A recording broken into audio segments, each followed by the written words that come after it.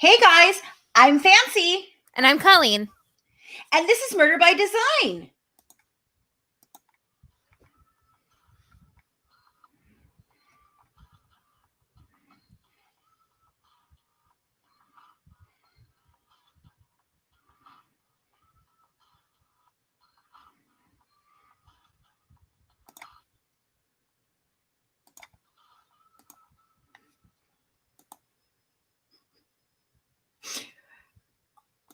Almost worked that time. Almost worked.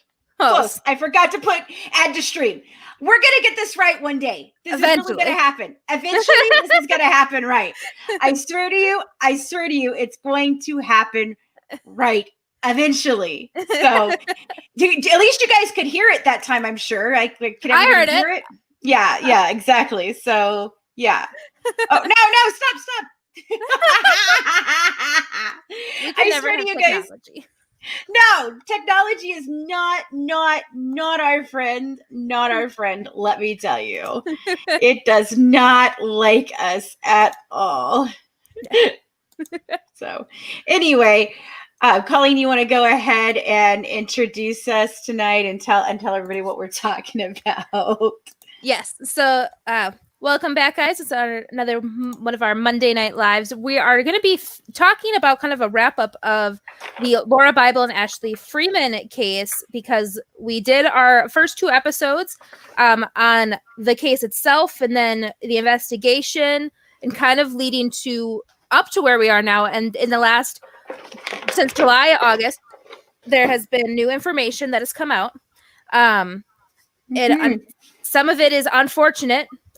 But it's time that we talk about it, and you guys need to know what's happening, so that way, as you know, more people get involved, public awareness is there, since this is an active investigation still, and things are happening right now because of it. Absolutely. So welcome back, everybody. You know, I'm seeing some familiar faces here again. Stella, Rebel, Runs with Scissors. Runs with Scissors. I love that one. That's one of my favorite handles. Like, that's seriously a great handle, dude. It is. Wonderful. But so we're so excited to have you here tonight as we wrap up this case for you guys. Now, of course, like Colleen said, it is an ongoing investigation, so we'll be bringing you little pieces of this as it goes. But before we get into it, I kind of wanted to talk about something else real quick that we're covering over on the Good Wives Guide to True Crime. And that's our season finale of the head-to-head between me and Colleen about Scott Peterson, who happened today to get his death penalty sentence thrown out. And he is now life in prison without the possibility of parole. So, well, you're going to hear some information. I just finished interviewing Kirk Nurmi.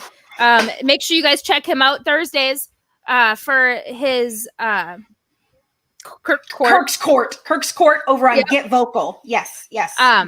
And you know, we were just discussing how, yes, that was today's ruling, but it was not in his habeas corpus. It was actually just on his general automatic appeal that happens for every death penalty case. So his habeas corpus appeal still hasn't been heard. This was just his automatic appeal. And the state has the right to appeal this sentence, overturning of the death penalty sentence. So they have the right to appeal that. His habeas corpus hasn't been brought yet. So we are a far cry away from the end of this guy. It's the end. I promise you, it's the end. You will hear. So good. Oh my God. Yeah, right. Exactly, Stella. They love baby killers in general pop. Exactly. But anyway. Well, so Kirk did say that most likely, like, the attorneys don't really get to decide where he'll go but it might be due to a safety security that he might not be moved because of security reasons like that. So we'll see what happens there. We'll see. I kind of think it's fitting, though, that he's getting life in prison and all he wanted was freedom. And I kind of talk about that a lot in mine. Yeah. I'm not covering it like she is. She's covering a lot of the facts. I'm looking more at motive and psychological aspects of this. So you guys are going to get a really interesting perspective from all sides, no matter what you're listening to. It's going to be a great 4 episodes. I'm super excited about it. So Stella. Stella, law and order. I agree with you, Stella. I agree with you. Law and order. I low key, not so low key agree with you. No, just kidding. Anyway, okay. Alrighty, guys. So let's get into this tonight. So here we are. Investigators focused on several sites in Pitcher, Oklahoma in July. And one of those sites is the property where Philip Welch lived in a mobile home he rented. And the property on College Street is the last place the girls were seen alive. Fox 23 found several ponds have been recently drained across the street from College Street property, and trees in that area have also been cleared. And so as of this past year, they have been trying to meet and conduct more searches for the 16-year-old girls, Lauria Bible, Ashley Freeman. If you recall, Ashley's parents were killed by gunshot. Their mobile home was set on fire. The cops didn't find Danny's body. The family did. But Laura and Ashley were missing and still are missing. And that has been the case since Christmas, like a couple days before Christmas of 99. But the biggest people have suggested, and it's pretty much where we are, is that they are not, buried. They're more so going to be in a mine. Just like with no, Stella, they haven't been found yet. No, the Susan Powell, that most likely she's in a mine. Most likely these girls are in a mine. And if you watched our last video, it showed, clips of what this town is like now and how there's over 200 miles of mines in this county. But so the U.S. Department of Interior's Office of Surface Mining Reclamation and Enforcement met with the investigators to search for them since they are presumed dead, and that they welcome all information for the recovery, and that this will not be over for them. The only person remaining alive who's been tried and charged is Busick, and he apparently has been talking to his cellmates regarding details of the crimes, but his attorneys, of course, aren't going to release any information about that. Right. So they're looking right now. They're focusing all of their time on finding Lauria and Ashley, and they welcome all information leading to the recovery until they're home with us. This will never be over. We have learned that Busick, like Colleen said, has been talking in the county jail to fellow inmates details about the crimes. So maybe he'll give it up. So breaking update as of July 20th. Some of those rumors were quashed and others heightened following the 2018 arrest of Ronnie Busick on suspicion of kidnapping and murder charges. On Wednesday, Busick, now 68, took a plea deal to a lesser charge, 1 count of accessory to murder in the first degree, according to local outlets. The plea deal would dismiss 3 of 4 first-degree murder counts that Busick has been facing, as well as 2 counts of kidnapping and a single count of arson, and would result in a 15-year sentence, with 10 of those years to be served in prison and the other 5 years suspended.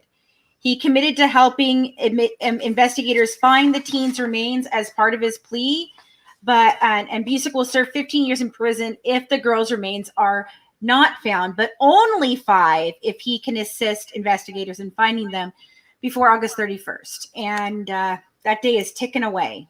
Right. And it had been said that he pretty much had till about the 15th to get them the information so that they could find them by the 31st. And last week, I'm guessing he gave them some piece of geographical location, because they did go out and search. And unfortunately, they did not find them. And so we interviewed Jax Miller, and that interview will be available. She is a wonderful investigator, great author. She's working on other cases that she couldn't tell us which one, but it's apparently bigger. So looking forward to that, Jax. But she had told Oxygen that it was going to be a long 6 weeks for families as the authorities continue to interrogate him and work that case. They were hopeful that this would have been the final chapter, but unfortunately it hasn't. Right. And by August 31st, he will be sentenced. So, the prosecutors said they've been in constant contact with the families of the victims throughout plea negotiations, ultimately securing their approval of the deal that was reached. So several family members, I'm hearing myself in your computer, Colleen. It's coming out of your computer, not your headphones.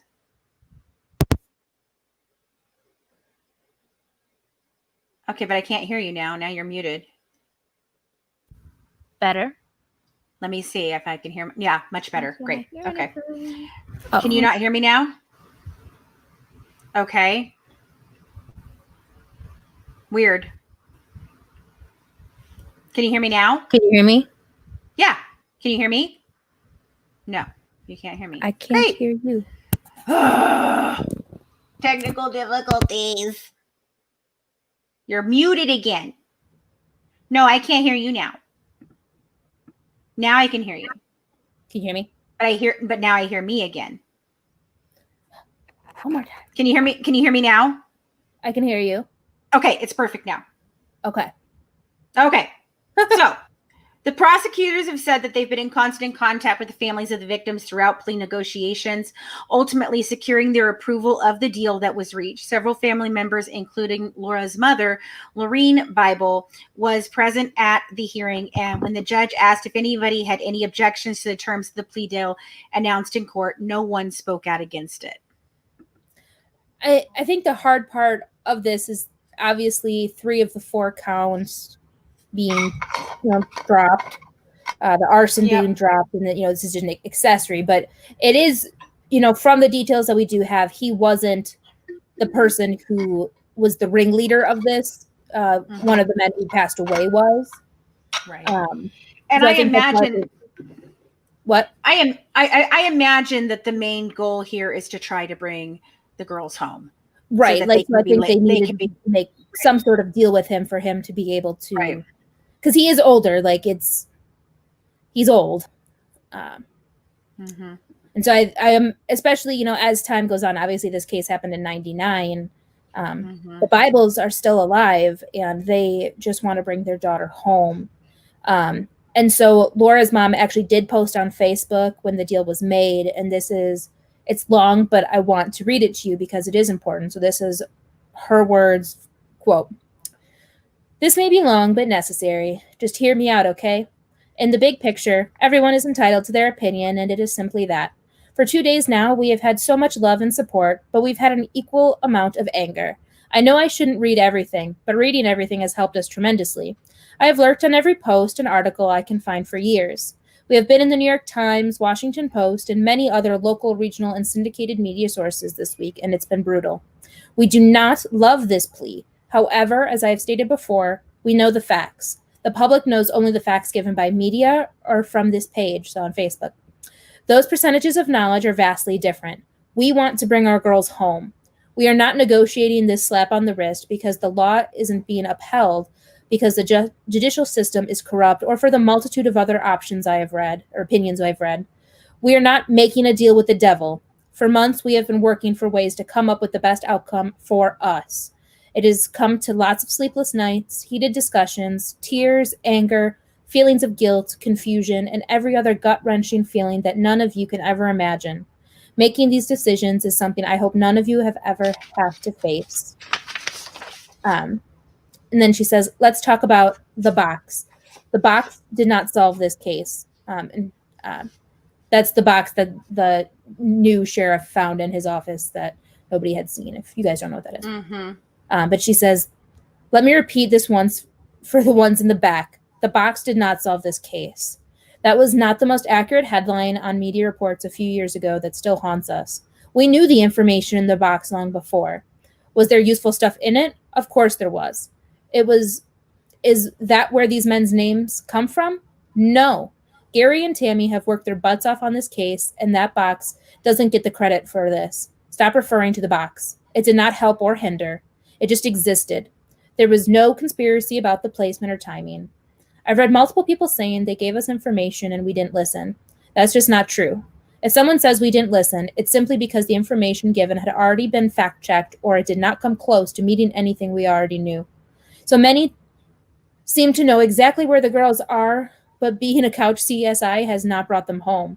I do not mean any disrespect. It's just simply disheartening to read that. I told them, but they won't listen. We have listened our ears off for years, and we will keep listening. But do not get angry and blast us on social media because we didn't listen. We are putting together a puzzle, and if the piece doesn't fit our puzzle, it gets stored away with the stacks of notebooks we have until we can see if it fits another puzzle. That's the best way I know how to explain it. We hear you. Keep in mind how many times things have been repeated. The old telephone game. The time certain things are told to us, it changed multiple times. It doesn't mean you shouldn't tell us. It just means we have to find the truth in all of these little pieces. Just don't be upset and don't blast us. That's all. So why didn't they sentence him immediately? So why 6 weeks? We'll understand that this guy has rights. He had lawyers, and our investigators could not just waltz into his cell and talk to him. They couldn't give him truth serum or, and wouldn't that be great? But they couldn't press him for information because, guys, he was trying to prove his innocence. But that isn't the case now. He has admitted things. Again, we know what you don't know. But now our team can push on him. Now they can ask him anything we need those 6 weeks. Does that help to clarify? I hope so. And then she goes on to explain, I know we don't owe you an explanation of anything, but honestly, without God above and the love and support of all of you, we wouldn't have made it this far. Perseverance is the only way, and hopefully with a little more knowledge and understanding, you will all help us push forward from the point we're at today with grace and hope. Please share words. I want to reach as many people as we possibly can to help them understand. Share it to your local town pages just as quickly as you shared the anger. There's enough of that in the world today, and it's not helping any of us. Please share kindness, understanding, and hope with us that in the weeks ahead, we are finally laying our girls to rest, and this is finally over. So they did search, and they dug, and they did not find the girls. But, It's not it's not over. There's still hope that they could, dig some more. Maybe he gave, close proximity to where he thought it was. It's been years and years and years and years. So maybe his memory is not as great as it could be, land has changed, over the course of 20 years. As you guys saw, there have been tornadoes and storms. Mines have been flushed. If he put them down a mine and they were flushed or stormed out, collapses, we don't know. So it's the best we can do right now is hope, pray for their family, because for Lorraine, she has said Jax has said she is not going to rest until she can bring her daughter home. Right. And I think that's all of us. If one of our kids has been missing for 20 years and you don't know where they are, you don't have a place to go and grieve for them. You would work as hard as you can, and you would do what you have to do to bring your daughter home. And so I feel her frustration when people say, oh, well, we told you. She knew. She's known for years about these people. But you have to follow the law, and you have to go with what you know. And what you know and what you can prove are not always the same thing, and so you can't just go in and be like, well, I know that can you prove that? Because if you can't prove it in a court of law, then it's nothing. Oh, we lost her. Hold on, I'm sorry. Oh, am I there? Am I there? Your voice is not your phone. Okay, hold on. My camera is now not there. There we go. Hi. Sorry. I totally just turned off my computer by accident, like a ding dong. I don't know what happened. Oh my goodness. So, you can't just go in and arrest somebody because something is true, but you can't prove it, because what's going to happen then? You're going to get your case. It's not going to be seen through. They're going to get a not guilty verdict, or it's going to be a mistrial, and you've wasted your time and you're one shot, because you get one shot at this. There is no double jeopardy. Yeah, the prosecution gets one shot. Defense gets a few. Prosecution gets one, and that's it. Unless the defense somehow, gets another trial, and then the prosecution has to put on again. But seriously, if it's not guilty, it's no double jeopardy. Done. That's it. You're done. So, you have to be very careful in these cases. And if we have learned anything in some of the cases that we've seen unfold this year, Cheryl McCollum says this all the time. You cannot jump ahead and not wait for all the facts, because we've seen things come forward months later now that show a completely different story about lots of things. So, we have to really make sure when police officers and everything, law enforcement and DAs and all of that are trying to get justice for you, they have to be 100% certain. Right. Because if they're not, then we've got another Casey Anthony walking around. And they've been working with the family this entire time, making sure that they are okay. If the family wasn't okay with that deal, they wouldn't have done it. But for the family, obviously this guy is older. It's been 20 years. It's not about like, obviously they want justice, but they want to bring their daughter home. Right. And it's right. That's what I said, Stella. Another Casey Anthony. We will forever be comparing it to Casey Anthony, because the prosecutor overreached on that. He really thought he was going to get it. He didn't get it. And now that little girl is walking around, and she's talking about having other children, and poor little Kaylee is gone. Right. And, you have to remember what year this took place. This took place in the winter of 99 in an extremely small town in remote rural Oklahoma. There's no social media. There's, the place where they were taken was burned down. Nobody, there was no physical evidence, just reports from people. Oh, well, I thought I saw them at this party. Oh, I think I saw photos of them. But there's no, physical evidence. Things have happened. It's a town with few resources and a town ravaged by tragedy in terms of the environment and in terms of like flooding and tornadoes and drugs and pollution that has resulted in a ghost town. So this community has been hit with a lot. And so for them to get evidence to prove guilt is extremely difficult, especially for something that happened so long ago. So they don't want to overreach. They don't want to charge him with 4 counts of first-degree murder and arson and kidnapping and rape, but not have the evidence to prove that, and then him get not guilty. That's not justice. Right. So that's where we are at today with the case, guys. We just wanted to kind of finish this off with the most current information. So this wraps up this month's crime of the month. So we'll be starting our next one next week. And I'm really excited about what we're going to be bringing for the crime of the month. We're going to be looking into the Chicago mob situation back in the 40s through the 80s.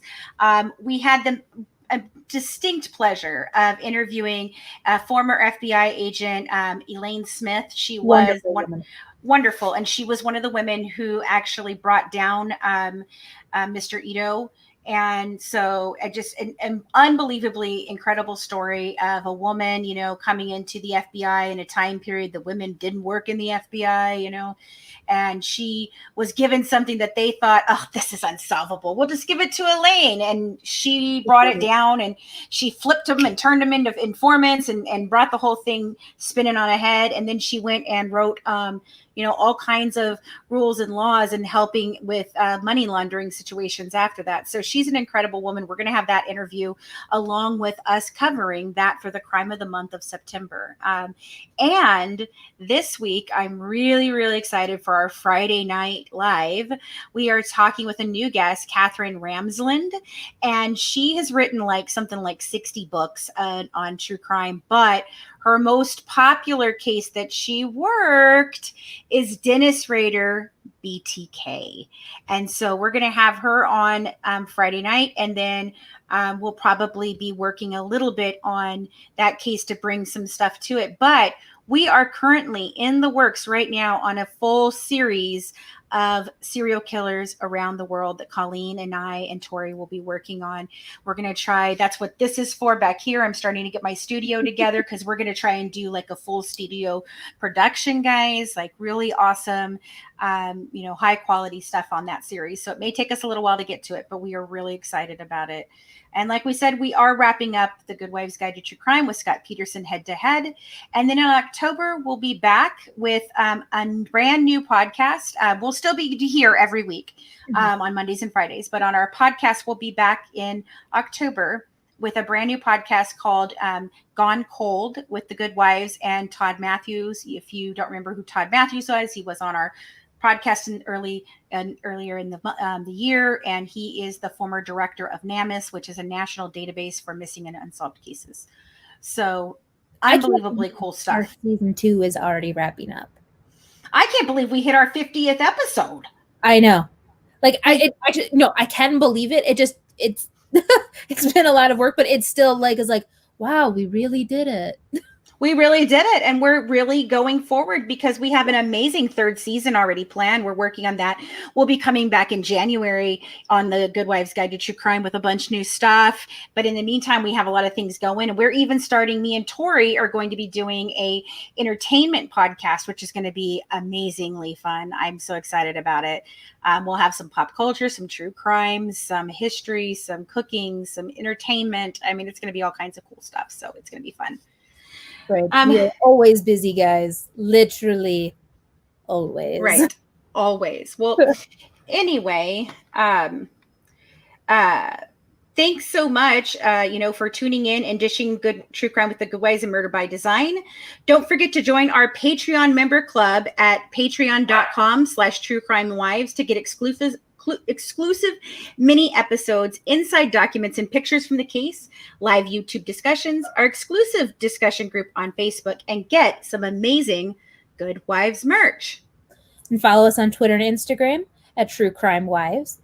And for more information, check out our podcast, Good Wives Guide to True Crime, and any of your favorite podcast players. Check out our website, Mad Ginger Entertainment, and you can find everything all in one area about us, our podcasts, our series, our YouTubes, the interviews that we've done with other people. Yeah. Massive just storage of everything that we've done that you guys want to see. And you guys are really going to want to start joining that Patreon club. I'm telling you guys, we're going to be putting a lot of new stuff in there. I've already put a crap ton of stuff in there. Right.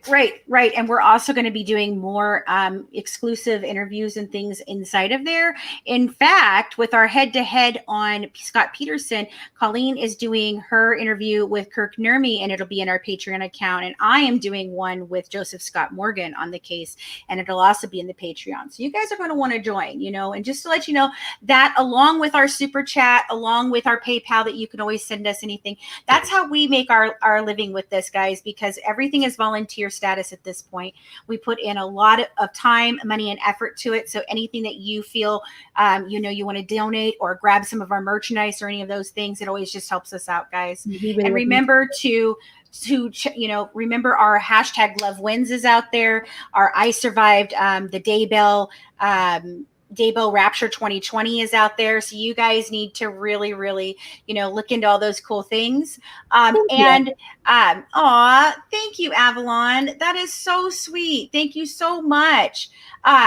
And I'm really excited about something that I'm getting an opportunity to go do probably in the next couple of weeks. I'm actually going to get to go to Tennessee, and I'm going to live broadcast as I walk a crime scene with Stephen David Lampley, guys. And I am super, super excited about it. It's an old case, and it's a heartbreaking little case about a little 12-year-old girl named Kathy. And I'm so excited to be able to walk with him and and look into this case and try to help him understand and figure it out, because he's really putting a lot of effort into trying to solve these cold cases that he's working on right now. So, and I'm really excited to be a part of that. So keep on coming back, guys, and we thank you for your time. Have a good one. No, how do I do that? Oh, there. I'm still learning. I swear to you, I'm going to get it right one day.